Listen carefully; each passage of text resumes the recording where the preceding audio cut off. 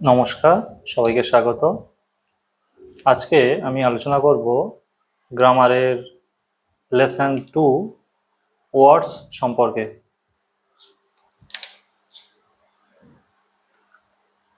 গত ক্লাসে আমরা আলোচনা করেছিলাম লেটার্স সম্পর্কে। তো ওয়ার্ডস কি? যখন ইংলিশের যে লেটার্সগুলো আছে, যেমন এ বি সি ডি, হ্যাঁ, এই যে লেটার্সগুলো আছে, এই লেটার্সগুলো পাশাপাশি বসিয়ে, যেমন এখান থেকে বি, এখান থেকে বি, এ আর ডি, এই তিনটে লেটার পাশাপাশি বসিয়ে একটা অর্থপূর্ণ একক হয়েছে। অর্থপূর্ণ এককটা কি হয়েছে? ব্যাড মানে খারাপ। ঠিক আছে। তো ইংরেজি ভাষার কয়েকটা লেটার্স দিয়ে যখন একটা কালেকশন অফ লেটার্স দিয়ে একটা অর্থপূর্ণ ইউনিট হয়, সেই ইউনিটটাকে বা একক, অর্থপূর্ণ একককে বলা হয় শব্দ, বা ইংরেজিতে বলা হয় ওয়ার্ড। ঠিক আছে। তাহলে ওয়ার্ড কি? ওয়ার্ড হলো, word is the smallest unit, smallest meaningful unit of the English language. ইংরেজি ভাষার ক্ষুদ্রতম অর্থযুক্ত একককে বলা হয় ওয়ার্ড বা শব্দ। ঠিক আছে। এবার এই ওয়ার্ডটি তিনটি লেটার নিয়ে হয়েছে। কিছু কিছু ওয়ার্ড আছে একটি লেটার নিয়েও হয়ে যায়, যেমন এ, এ মানে ওয়ান বা একটি, একটা একটি লেটার নিয়ে একটি ওয়ার্ড। ঠিক আছে। আবার আছে আই, আই মানে আমি, এটা একটি লেটার নিয়েই ওয়ার্ড। তবে ভাওয়েল দিয়ে একটি লেটার, ভাওয়েলের একটি লেটার দিয়ে একটি ওয়ার্ড সম্ভব। তবে শুধুমাত্র কনসোনান্ট দিয়ে কোনো ওয়ার্ড সম্ভব নয়। কনসোনান্টের সঙ্গে অবশ্যই একটা ভাওয়েল থাকতে হবে, তবে ওয়ার্ড গঠন করা যাবে। যেমন বি, বির সঙ্গে বিই, বি, বি মানে হওয়া। তো এখানে ওয়ার্ড গঠন করার জন্য একটি কনসোনেন্টের সঙ্গে একটি ভাওয়েল জরুরি। ঠিক আছে। তো এই হলো ওয়ার্ড।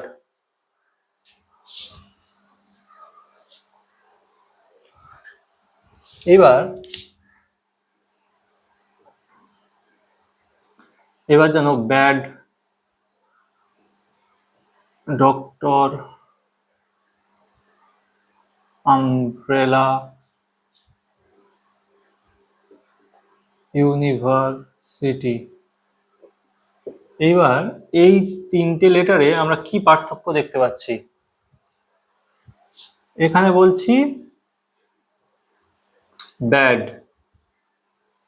এখানে বলছি ডক্টর, এখানে বলছি আমব্রেলা, এখানে বলছি ইউনিভার্সিটি। তাহলে আমরা এখানে কিসের পার্থক্য দেখছি? যে এই চারটে ওয়ার্ডে কিসের পার্থক্য দেখছি? না, আমরা উচ্চারণের পার্থক্য দেখছি। এই ওয়ার্ডটি উচ্চারণ করতে আমাদের একবার আওয়াজ ব্যবহার করতে হচ্ছে। ঠিক আছে। ব্যাড, এই সব ওয়ার্ডটি উচ্চারণ করতে আমাদের দুবার আওয়াজ ব্যবহার করতে হচ্ছে। ডক্টর, এখানে তিনবার আওয়াজ ব্যবহার করতে হচ্ছে। আমব্রেলা, আর এখানে চারবার, 1 2 3 4 5বার, 5বার ব্যবহার হচ্ছে। ইউনিভার্সিটি। ঠিক আছে। তো এই যে কোনো ওয়ার্ড উচ্চারণের সময় এই যে যতবার এই আওয়াজটি ব্যবহার করা হয়, ঠিক আছে, প্রত্যেকটা আওয়াজকে ইংলিশে কি বলা হয়? সিলেবেল বলা হয়, বা বাংলায় বলা হয় দল। ঠিক আছে। এগুলো সব সিলেবেল। তাহলে সিলেবেল কাকে বলবো? Syllable is the smallest sound unit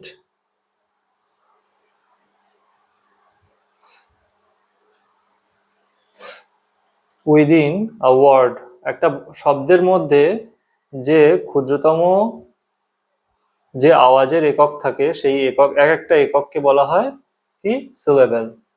তাহলে কোনো শব্দে একটা সিলেবেল থাকতে পারে, একবার আওয়াজ ব্যবহার করলে একটা সিলেবেল, দুবার আওয়াজ ব্যবহার করলে দুটো সিলেবেল, তিনটে সিলেবেল, এরকম সিলেবেল থাকতে পারে। তো এই সিলেবেল অনুযায়ী ওয়ার্ডের 4 ধরনের ভাগ হয়। কি কি? কোনো সিলেবেলে, কোনো ওয়ার্ডে যদি এইরকম একটা সিলেবেল থাকে, এখানে একটা সিলেবেল আছে, কোনো ওয়ার্ডে যদি একটা সিলেবেল থাকে, তো সেই ওয়ার্ডকে বলা হয় কি, একটা সিলেবেল থাকলে সেই ওয়ার্ডকে বলা হয় কি মনোসিলেবিক ওয়ার্ড। Monosyllabic word. এইরকম আরো আরো কি শব্দ হতে পারে? ব্যাড হতে পারে, ক্যাট হতে পারে, নেম হতে পারে, হ্যাঁ, এরকম। দুটো সিলেবেল থাকলে সেই ওয়ার্ডকে কি বলা হয়? দুটো সিলেবেল থাকলে ডাইসিলেবিক বলা যেতে পারে, বা বাইসিলেবিক বলা যেতে পারে। ডাইসিলেবিক বা বাইসিলেবিক ওয়ার্ড। এরকম আর কি শব্দ আছে? ডক্টর হলো, তারপর লাভলি হতে পারে, টাইগার হতে পারে, এগুলো সব বাইসিলেবিক বা ডাইসিলেবিক ওয়ার্ড। আর তিনটে সিলেবেল থাকলে তাকে কি বলে? Trisyllabic word.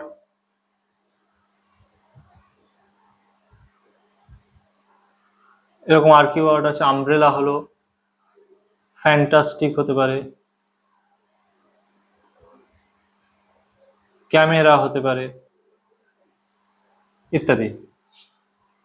আর যদি তিনের বেশি সিলেবেল থাকে তাকে কি বলতে পারি?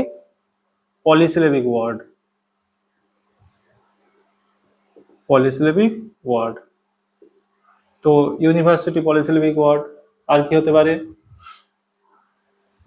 ইমাজিনেশন।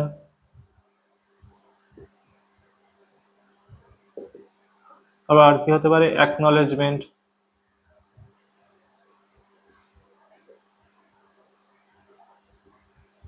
এরকম প্রচুর আছে, ইত্যাদি। তো কোনো শব্দে কটি সিলেবেল আছে সেই অনুযায়ী তাহলে সিলেবেলকে, ওয়ার্ডকে 4টি ভাগে ভাগ করা হয়: মনোসিলেবিক ওয়ার্ড, ডাইসিলেবিক বা বাইসিলেবিক ওয়ার্ড, ট্রাইসিলেবিক ওয়ার্ড, আর পলিসিলেবিক ওয়ার্ড। ঠিক আছে? এই সিলেবেল অনুযায়ী কোনো শব্দ উচ্চারণ করলে তাহলে শব্দের প্রনাউন্সিয়েশনটা সঠিক হয়। ঠিক আছে? তো ওয়ার্ড সম্বন্ধে আজকের ক্লাস এইটুকুই। ঠিক আছে? দেখা হচ্ছে পরবর্তী ক্লাসে, লেসন 3 সেন্টেন্স সম্পর্কে। ঠিক আছে? পরবর্তী ক্লাস হবে সেন্টেন্সের বিষয়ে। তো ঠিক আছে, দেখা হচ্ছে পরবর্তী ক্লাসে।